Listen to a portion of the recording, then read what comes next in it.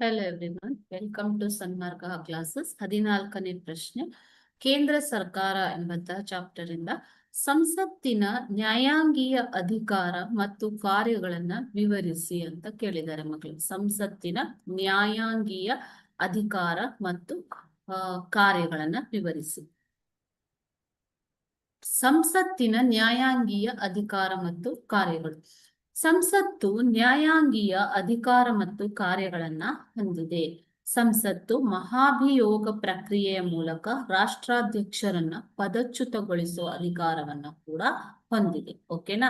So ಮಹಾಭಿಯೋಗ ಪ್ರಕ್ರಿಯೆ ಅಂತ ಹೇಳ್ತಾರೆ ಅದನ್ನ. ಅದರ ಪ್ರಕಾರ ಸಂಸತ್ತು ರಾಷ್ಟ್ರಾಧ್ಯಕ್ಷರು ಅಂದ್ರೆ ರಾಷ್ಟ್ರಪತಿಗಳನ್ನ ಪದಚ್ಯುತಗೊಳಿಸುವ ಅಧಿಕಾರವನ್ನು ಹೊಂದಿದೆ.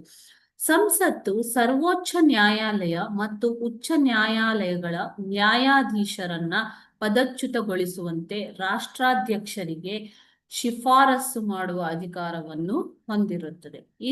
ಇವು ಸಂಸತ್ತಿನ ನ್ಯಾಯಾಂಗೀಯ ಅಧಿಕಾರಗಳು. ಒಂದು, ನ್ಯಾಯಾಂಗೀಯ ಅಧಿಕಾರ ಮತ್ತು ಕಾರ್ಯವನ್ನ ಹೊಂದಿದೆ.